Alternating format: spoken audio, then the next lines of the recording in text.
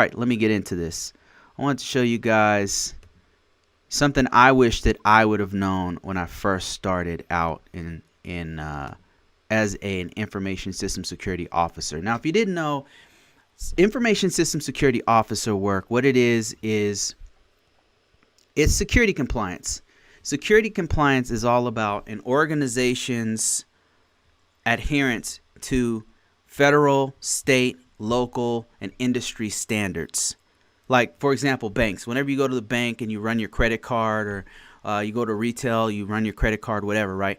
That little device you run your credit card on has to have testing, has to have documentation, has to have this everything, every part of the infrastructure that's attached to that device when you put your card in has to have security compliance. And that's just for our safety and security, right? They have to make sure that they run things like virus protection on it, make sure that virus protection is updated on the actual servers on the back end of that's collecting your data, making sure that your data is safe. Like when it goes to, it's encrypted from that device onto where it's going to go to a database. Like that is security compliance. We need it for banking. We need it for PCI, retail. We need it for federal government, state government, just like all protection of all information has to go through what you call security compliance. It's very important, but it's something in the background nobody ever talks about. Now, one specific type of security compliance is known as risk management framework, the NIST 853, NIST 837. So that's what I'm talking about. An ISSO is an Information System Security Officer. RMF means Risk Management Framework. All right, let's get into this. What do I wish I would have known when I started out on this? I wish somebody would have told me what this was all about. Let me just tell you real quick. It comes down to one phrase, and that's big picture. I wish I would have had a better understanding of the big picture of this whole thing, because I thought the risk management framework was all about documentation, meetings, uploading information into some kind of like a EMAS or some kind of a database or something like that. I thought that's all it was, right? Silly me. That and meetings. And so the thing is, that's what you do. Don't get me wrong. You do all those things, but that's not like, those are just tools for what you're supposed to do, right? Those are just tools and things that you use to do your job. The really important piece is the big picture. Now, this is one of my favorite images of explanation of how to see this whole thing. So what you're looking at here is an elephant, and each person has a blindfold on. It's called the blind man and the elephant. Each person has a blindfold, and they don't know like really what they're seeing, right? So the one person in the back is feeling the tail, so they think that it's a rope. One person is feeling the side of the elephant, and they think it's a wall. Oh, this is kind of a soft wall. And one person's on the head, and they feel the big ears, and they're touching the ears, and they think, oh, well, it's a fan. You know, each person is touching one part of this elephant, not knowing that it's an elephant, right? That's what cybersecurity is like. So when I was starting off in this as a risk management framework information security officer, I was only seeing one part of this whole thing. And my part, I thought, was, okay, well, it's documentation, it's meetings. You know, that's what this is all about. That's what I'm doing, right? I just saw my little piece. And another thing is, I was kind of misled. I thought, oh, well, I'm enforcing the security on this organization. You know, I would put all the stress on myself because that's what I saw cybersecurity as. And I was kind of like blindfolders on, right? Because I was touching one part of the elephant. But what I've learned is, as an information system security officer, and cybersecurity in general, actually, if you happen to be in this field, you got to take a step back and see the whole elephant, right? And realize everybody's seeing their piece, right? Your CEO or your CIO is on the top of the elephant and on top of this whole thing, and they're seeing, well, I have a fiduciary responsibility, so we got to make sure cybersecurity is there so that we don't get hacked. Like, if our reputation would go down the tubes if we got hacked, you know, that's what they're concerned with. And your managers, they're seeing one part of cybersecurity, and they're thinking, well, we have to maintain a certain level of, we have to make sure that the security is still going. We're focused on operations, and they're focused on Do we have the resources? Do we have everything we need to continue the cybersecurity?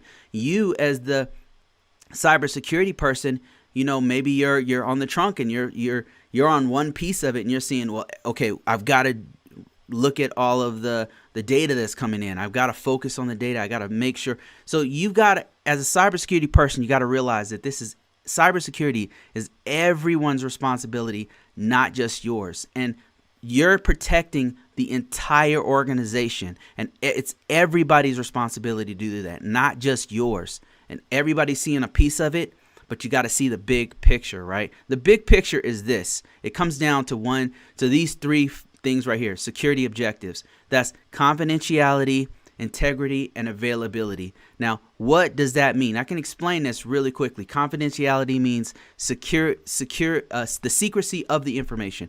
That doesn't necessarily mean just top secret information, right, that the government's keeping or whatever. No, it could be something as simple as Coca-Cola's formula, right? They don't want the competition. They don't want Pepsi getting knowing how much Coca leaves they put in their syrup or whatever, right? Confidentiality, protection of their information from the competition, from adversaries, from whoever. Integrity means protecting the data from point A to point B as it travels from point A to point B, or if you store it on a storage drive or whatever. What is the making sure that nobody has tampered with the information? Like, this is very important with banking, for example. Think about it. When you do a transaction at your bank, the data is going from your phone to the bank's back-end servers. What if somebody added a zero? You wanted to take out $10, and somebody adds a zero to that data, right? The integrity is compromised. If somebody added a zero to now it's $100. Now it's $1,000. How many zeros they add, how many commas they add, right, is going to affect the integrity of the data. Availability kind of speaks for itself. That means how available is information. Think of a website. Like when an organization, say the Air Force, the Department of the Air Force, they have a website and they put that website out there. They're wanting the public to see the planes flying, the jets. Maybe it's a recruiting page and they want to bring people in. That page has to be available. Now, you think of denial of service attacks. What hackers will do is they'll take the site down so nobody can see it, right? So confidentiality, integrity, and availability. And I can give you like a more specific example here. So when you look at a typical network, this is a very basic diagram, right? It's just showing a firewall here, and then you've got like a local area network here where people do their work, and you've got the internet over here, right? So if you think of confidentiality, what are we talking about here? Confidentiality, you're talking about if, let's say, the Krusty Krab is protecting the secret formula. So Mr. Krabs wants to send information to the servers. He wants to save it to one of his servers, and it's got to go make sure that it's not going outside. But maybe he's sending the email, like an email to a partner. Like he has Krusty Krab, he has a partner, and they're starting a branch in another part of Bikini Bottom or something. I don't know. So they're sending the information. He's got to encrypt that data. That's confidentiality. He's got to keep that secret formula from plankton, right? So that's confidentiality. And then if you think of integrity, he's sending the information from point A to point B. Let's say plankton gets access to that email and changes the formula, and then sends the email on its way. He captures the email, changes something in there, and then sends it on its way. And now the integrity of the data is now different.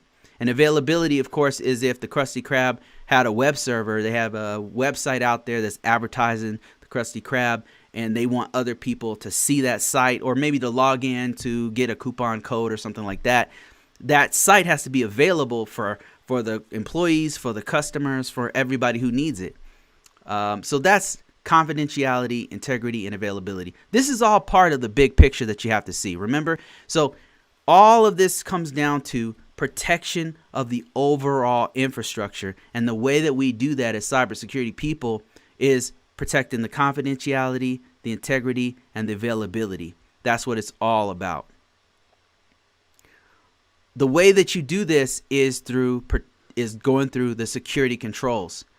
What you're looking at here are the security control families. The security controls are things like protection of you've got technical controls, you've got physical controls, you've got management controls, right? Just to kind of give you an example, like a technical control would be making sure that, say, you have multi-factor authentication, making sure you have auditing on your servers. That's a technical control. A physical control would be, well, of course, that's like fencing. That's like making sure that the doors are locked. That's making sure that you have alarm systems to protect the information that's on the servers, right?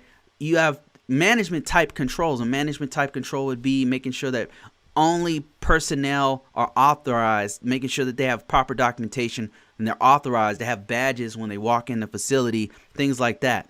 So these controls, there's hundreds of these security controls that you're going to be familiarized with as an information system security officer, and that's all for the protection of the confidentiality, the integrity, and the availability right here that you see on the screen. So the big picture is what you have to understand. It comes back to these three things. If you understand confidentiality, integrity, and availability, it'll help you to actually interpret these security controls better.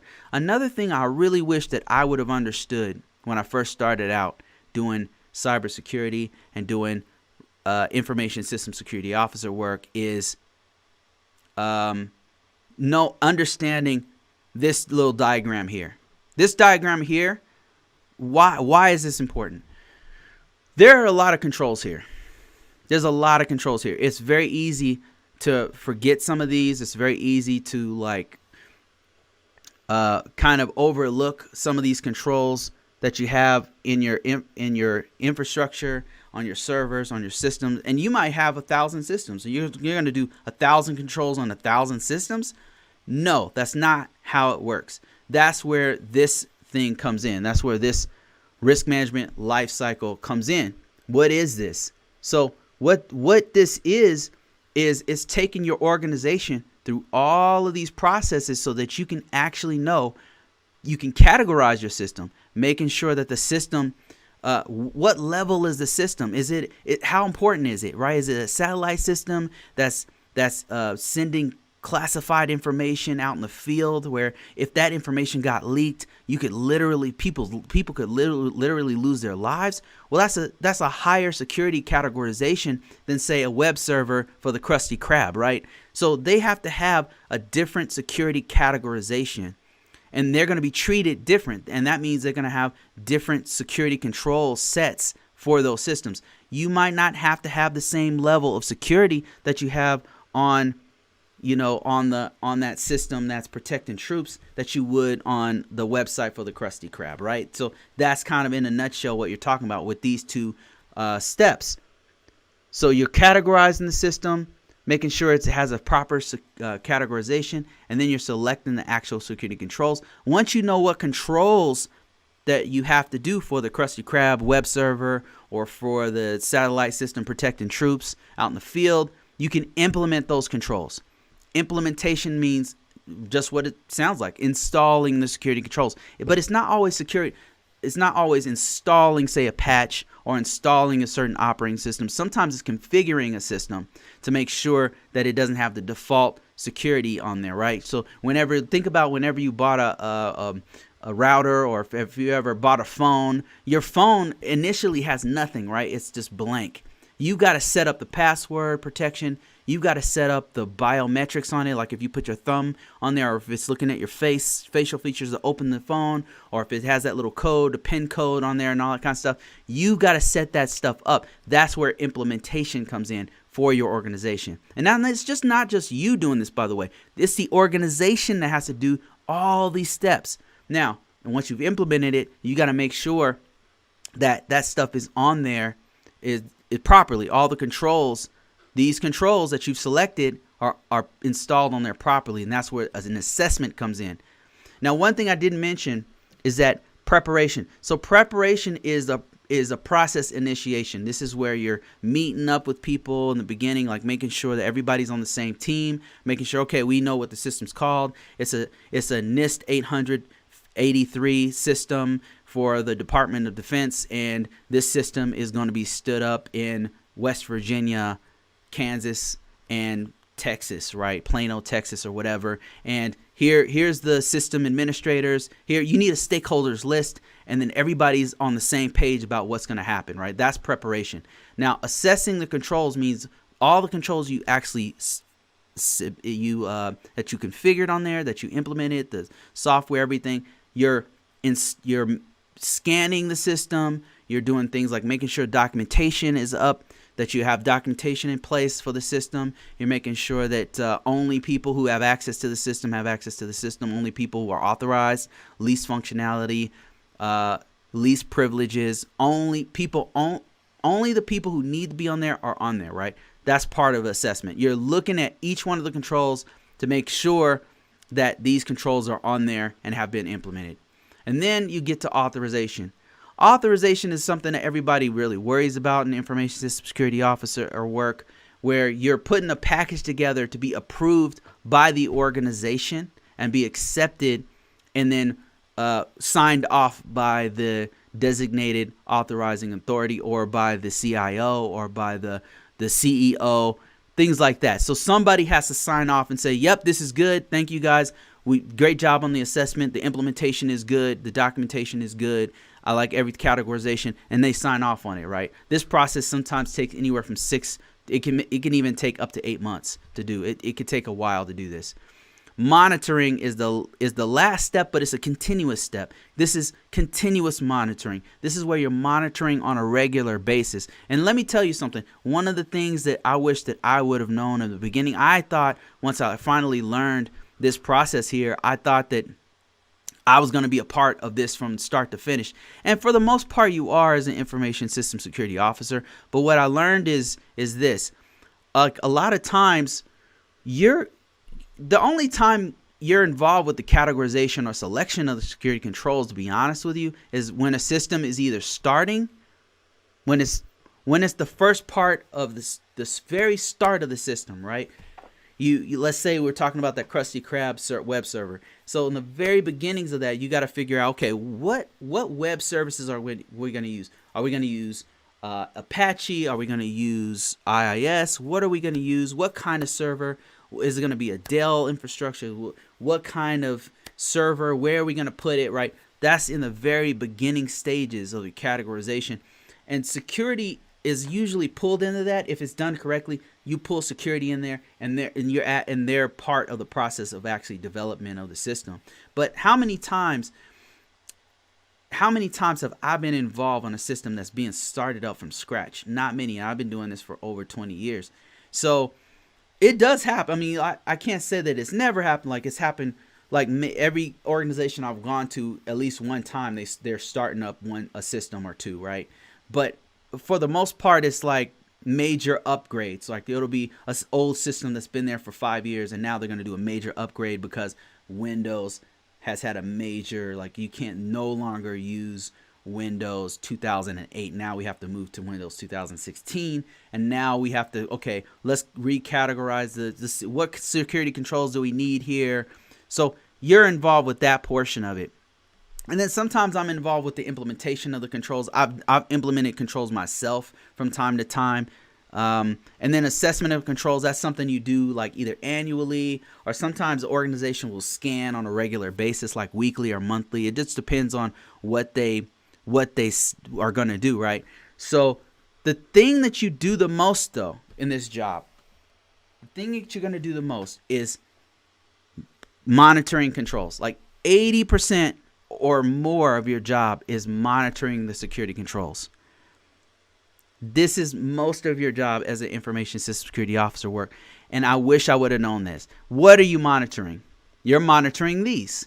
You're making sure that the access controls are still in place. Like if you had a policy for access controls that's talking about, say, access management, you're making sure that it's updated. You're making sure, like security awareness, this next one here, AT controls, awareness and training. You're making sure that maybe annually or every 6 months people are getting things like phishing awareness training, or making sure that people know what suspicious emails look like, are doing basic security awareness training every year. You're making sure that the auditing logs are on. You're making sure you're a part of the configuration management team whenever a major change takes place, right? When you're going from Windows 2008 to Windows 2016, you're a part of that process. Let me show you like the tasks that I've mostly been familiar with. Now, I'm just speaking from my own personal experience. I know that there's tons of great information system security officers out there who have a totally different experience than me. But in my experience as an information system security officer doing security compliance work, these are the things I've spent a lot of my time on. Configuration management. That means whenever there is a system change, I'm a part of that process. They're going to pull me in as a security guy and say, okay, Bruce, like, do you have any input on this configuration change? Is there going to be any problems with this going from this operating system to this other operating system? You know, they might, or sometimes they'll just have me sit in, and if there's some issue, I'll chime in. They'll say, hey, if anybody have any questions, right? Vulnerability management is another big one. This is a big one. So vulnerability management is a whole nother field, but I'm usually pulled into this because it's dealing with so much data. So whenever there's a scan, think about network scans, think about endpoint configuration management scans, think about things like that, assessments, things like that. So whenever they're looking at the system as a whole, they're looking at the whole network, your local area network, or maybe looking at your firewall rules or any of that kind of stuff. That's vulnerability management. Well, you're looking for failed rules. You're looking for findings. You're looking for weaknesses in the system. They'll pull me in as an information system security officer and want my input. Sometimes they'll have me interpret the actual findings, and because sometimes it's not a finding, sometimes it's a false positive, sometimes it's like we have to figure it out together as a team. Right. So this is a thing that I spend a lot of my time on. And then another one is risk responses. This is where risk response means like the organization can't remediate. They can't fix a problem. They found, let's say they did a network scan, right? Let's go back to our example here. Let's go back to our network. So let's say they did a scan. They did their scan on the network, and they're looking at all of these local area network systems, and they found out that they have 5 Windows 7 systems on the network, right? And those Windows 7 systems are end of life.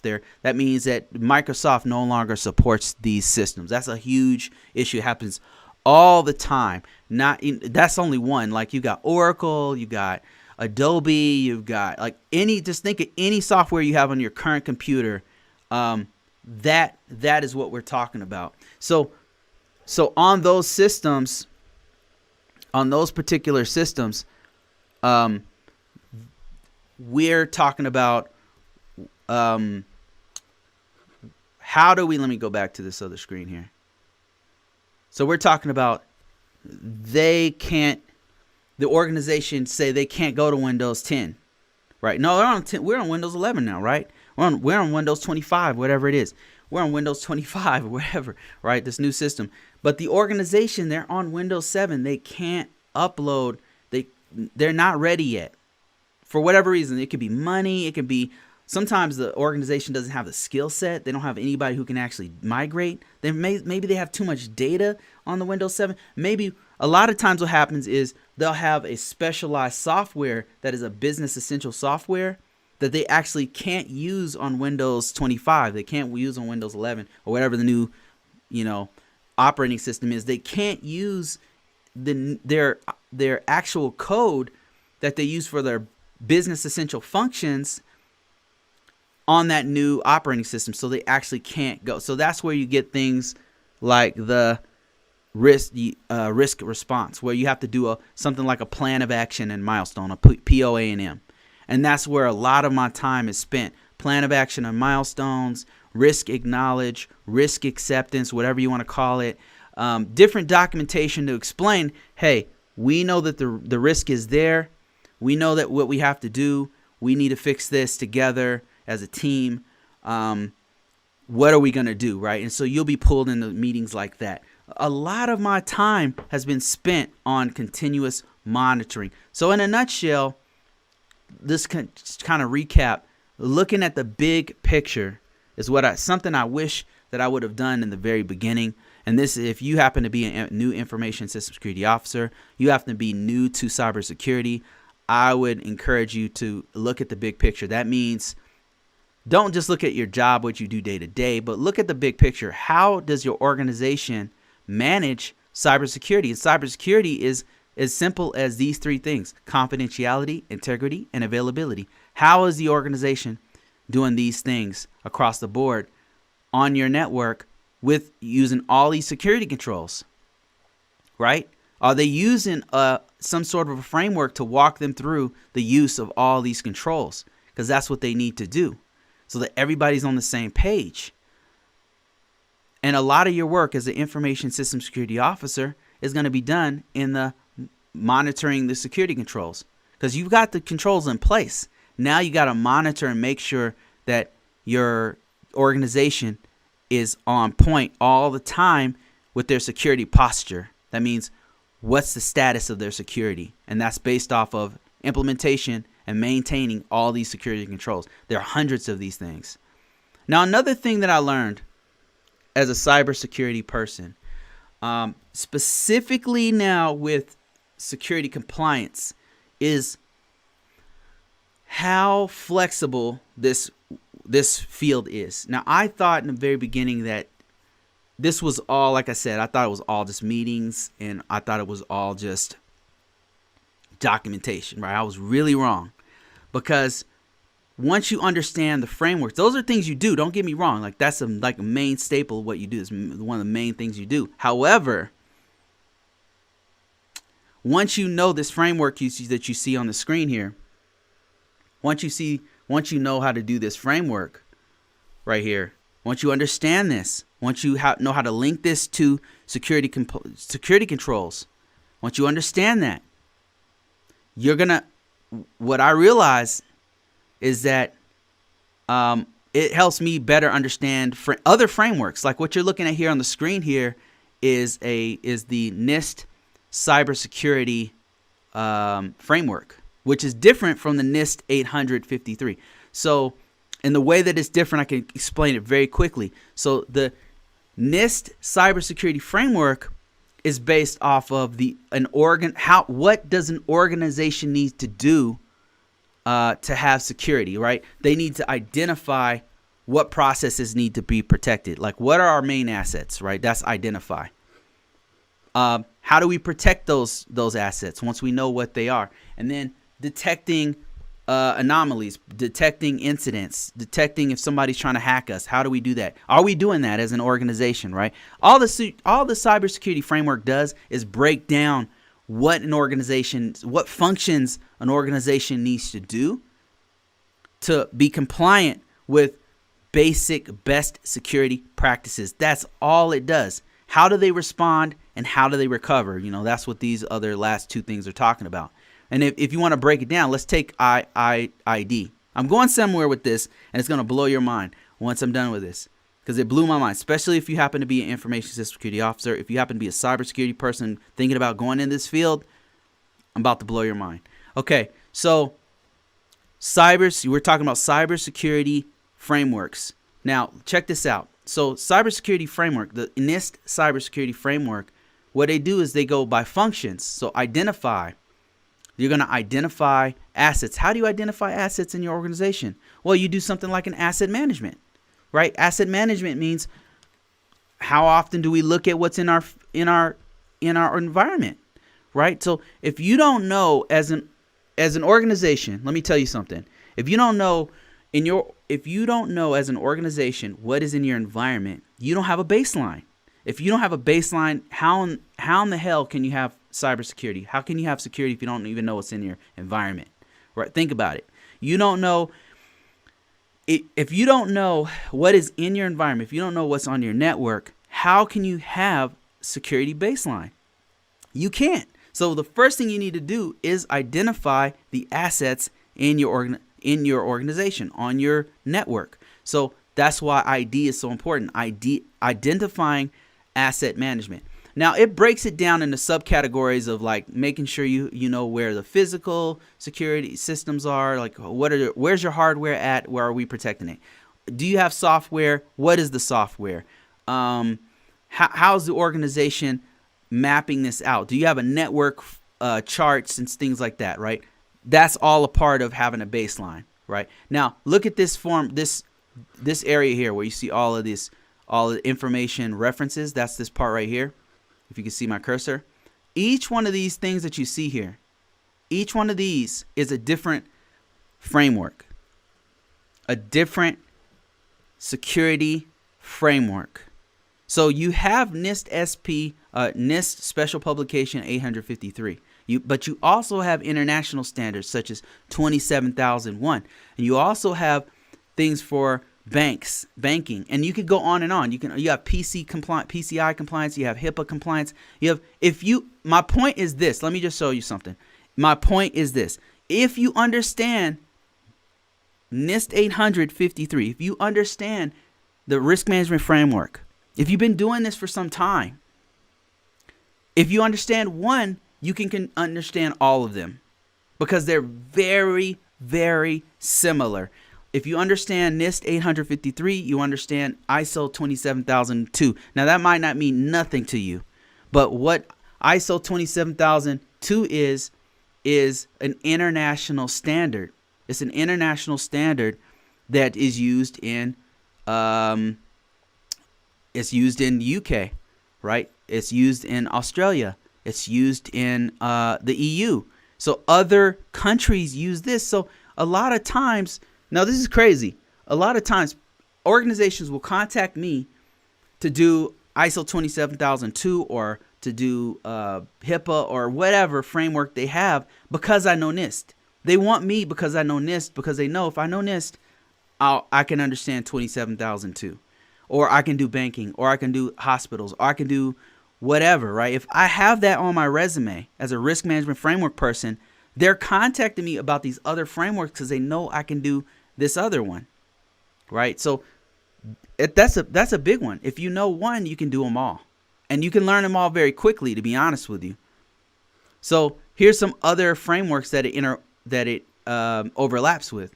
So if you know NIST 800, if you are an information system security officer, you can do PCI DSS, because a lot of PCI is the standard that they use to scan for the cards, credit card devices, all the credit card devices, retail. Whenever you're doing that stuff, they have to go through this very exhaustive process as well. It's very similar to the NIST, right? You got things like, they ask questions like, oh, are you backing up on a regular basis? Are you doing audit logs? Do you monitor those audit logs? It's the same stuff. It's the same stuff. So there's a lot of overlap with all these other security compliance frameworks, and that just means for you, like it means more work. And so that's kind of what I wanted to. These are things that I wish that I would have known when I first started this. It would have made me a lot more excited about risk management framework. If you know one, you know them all. If you deep dive into this, if you get under your belt 1 year of experience doing NIST 853 and get familiar with things like PCI and HIPAA and all these other ones, and it's not that big of a read, to be honest with you. It's so similar. Once you know NIST, it's like, oh, I know what this is. These are security controls. Oh, I know what this is. This is assessments. I know how to do assessments. I've done those before.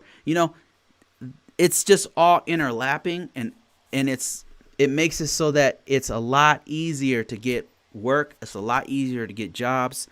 If you know the NIST 800, if you know one, you know them all. Especially NIST. Like, NIST is so exhaustive. It has so many security controls that it overlaps with so many different things, right? The same can't be said about PCI. If you only know PCI, you don't necessarily know NIST, because NIST it's so deep and detailed that it covers every aspect of basic best practices for security.